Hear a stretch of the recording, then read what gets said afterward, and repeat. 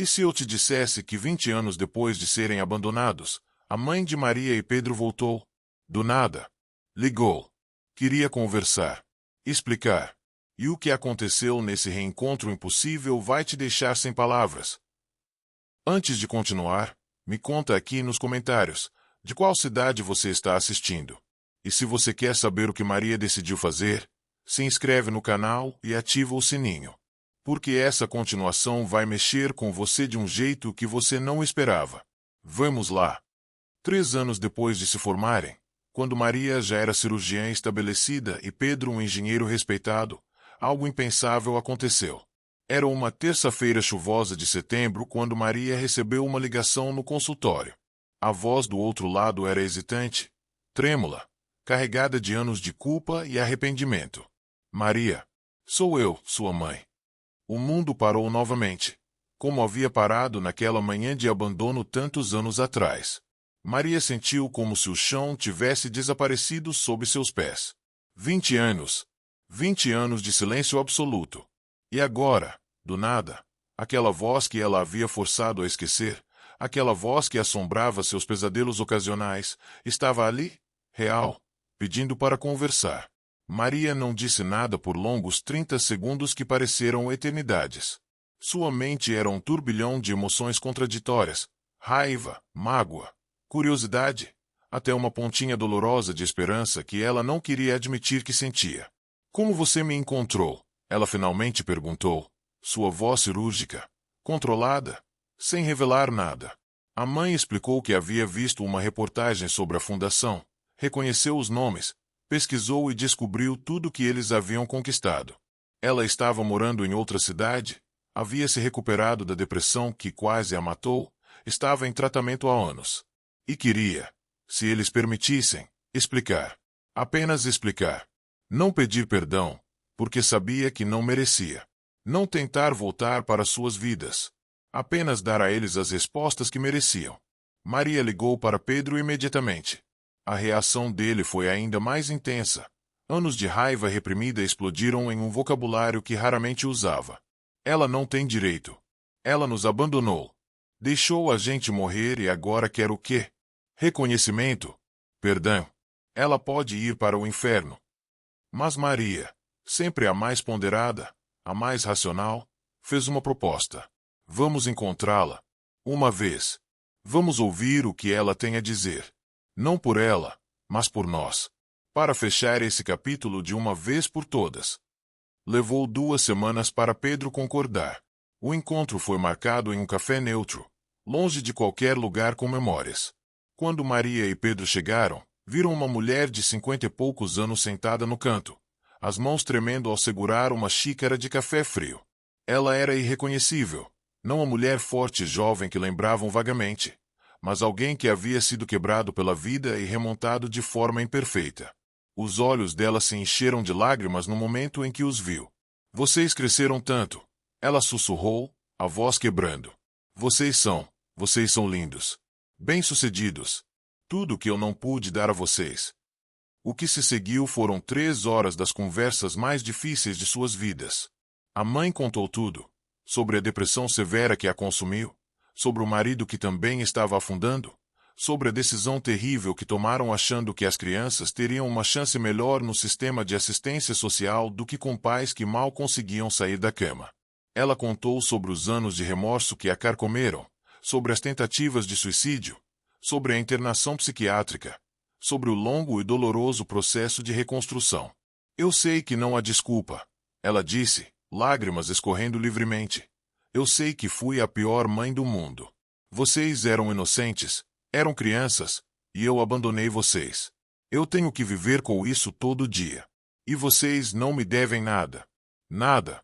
Eu só queria que soubessem que não foi culpa de vocês. Nunca foi. Vocês eram perfeitos. Eu que estava quebrada. Maria e Pedro ouviram tudo em silêncio, rostos inexpressivos, protegendo-se emocionalmente. Quando a mãe terminou, esgotada de chorar e falar, Maria falou. Sua voz era firme, sem ódio, mas também sem calor. Obrigada por nos dizer isso. Obrigada por finalmente ser honesta. Mas você precisa entender uma coisa. Nós sobrevivemos. Não por você, mas apesar de você. Nós construímos vidas incríveis a partir das cinzas que você deixou. E fizemos isso porque decidimos que seu abandono não definiria quem somos. Pedro acrescentou, sua voz mais dura. Você perdeu o direito de ser nossa mãe naquele dia. Dona Teresa foi nossa mãe. Ela escolheu nos amar quando você escolheu nos deixar. Então não, você não pode voltar para nossas vidas. Mas eu escolho não carregar mais raiva. Não por você, mas por mim. Raiva é pesada demais para carregar. Nos meses seguintes ao reencontro, Maria percebeu que algo havia mudado dentro dela. Não era perdão exatamente, mas era algo próximo à paz. Ela começou a ver a mãe não como um monstro que a atormentava nos pesadelos, mas como um ser humano profundamente falho que cometeu um erro irreparável. Isso não tornava o erro menor, mas tornava-o mais compreensível dentro da complexidade caótica da existência humana. Ela decidiu escrever uma carta. Não uma carta de reconciliação ou de boas-vindas de volta, mas uma carta de encerramento. Sentou-se uma noite em seu escritório, após o longo plantão cirúrgico, e começou a escrever à mão, algo que não fazia há anos. Mãe, ela começou, a palavra estranha em sua caneta após tantos anos, eu não sei se devo te chamar assim, mas não tenho outra palavra.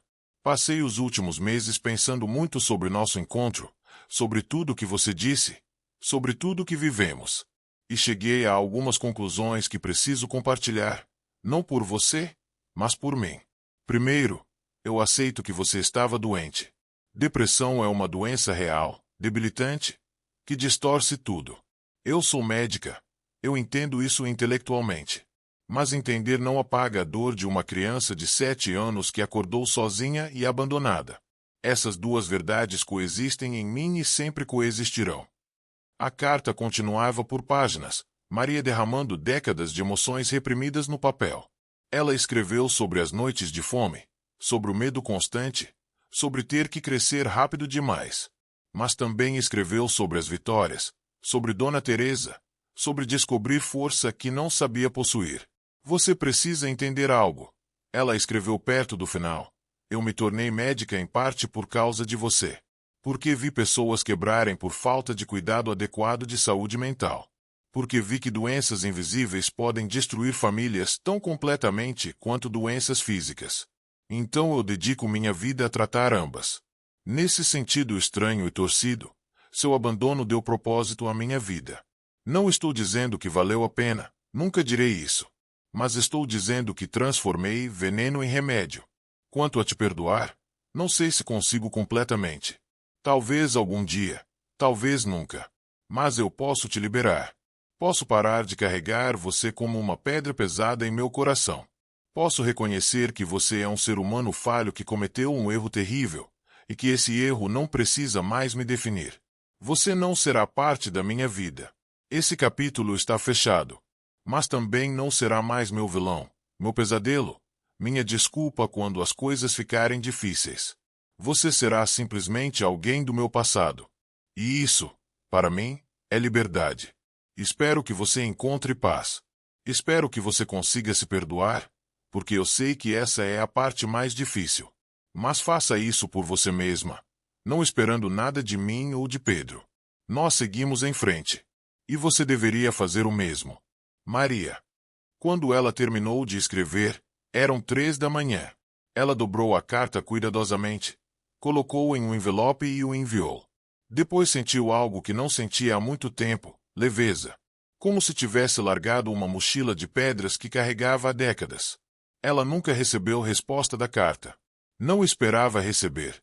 Mas 3 meses depois, uma pessoa que se identificou como terapeuta da mãe ligou, com permissão dela, apenas para dizer: sua mãe pediu que eu ligasse para agradecer por sua carta. Ela chorou por 3 dias depois de lê-la. Disse que era mais do que merecia. Ela quer que você saiba que não tentará contato novamente, mas que sua carta a ajudou a finalmente começar a se perdoar. Ela está em paz agora. E torce por você sempre, de longe. Maria agradeceu pela mensagem, desligou o telefone e chorou. Não lágrimas de tristeza, mas de liberação. 20 anos de peso finalmente evaporando.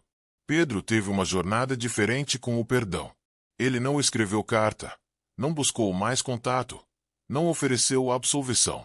Eu não preciso perdoá-la para seguir em frente, ele disse a Maria uma noite. Meu perdão é viver bem. É ser um pai presente para meus filhos. É quebrar o ciclo de abandono. Isso é minha resposta ao que ela fez. E isso me basta. Maria respeitou completamente a escolha do irmão. Perdão, ela aprendeu, não é obrigatório nem universal. Cada pessoa cura em seu próprio tempo, em seu próprio caminho. E ambos estavam curados o suficiente para viver vidas plenas e significativas. Hoje, aos 32 anos, quando Maria realiza cirurgias que salvam vidas, quando Pedro projeta casas que dão dignidade a famílias, quando a Fundação Novo Comércio transforma sua 100ª criança em vulnerabilidade em um jovem com futuro, eles sabem algo profundo sobre a natureza humana.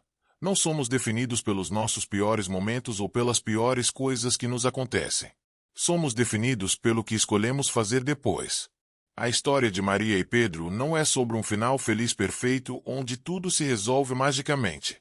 É sobre uma verdade mais profunda e mais útil, que o sofrimento, por mais injusto e terrível que seja, pode ser transformado em algo que beneficia outros. Que ser quebrado não significa estar destruído permanentemente. Que família é quem escolhe ficar, não quem é obrigado por sangue. Que perdão é para o nosso próprio bem, não uma absolvição que devemos àqueles que nos machucaram. E que nossa maior vingança contra os que nos abandonaram é viver bem, profundamente, significativamente. Recentemente, Maria foi convidada para dar uma palestra TED sobre superação e resiliência. No final de sua fala, ela disse algo que se tornou viral, tocando milhões de pessoas mundo afora. Quando eu tinha 7 anos, meus pais me abandonaram. Eles olharam para mim e meu irmão e decidiram que éramos descartáveis. Qualquer psicólogo diria que isso deveria me destruir, que deveria me tornar insegura, com problemas de apego, incapaz de confiar. E sabe de uma coisa? Eles estariam parcialmente certos. Eu tenho cicatrizes. Tenho feridas que nunca vão curar completamente. Mas aqui está o que os psicólogos às vezes esquecem. Humanos são incrivelmente, absurdamente, sobrenaturalmente resilientes. Nós somos feitos para sobreviver ao impossível. Então sim, fui abandonada. Sim, sofri de maneiras que nenhuma criança deveria sofrer. Mas também descobri que dentro de mim, dentro de todos nós, existe algo inquebrável.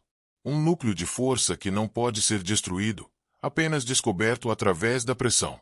Hoje eu salvo vidas. Meu irmão constrói lares. Nossa fundação muda futuros. Não apesar do que nos aconteceu, mas de alguma forma, misteriosamente, por causa do que nos aconteceu.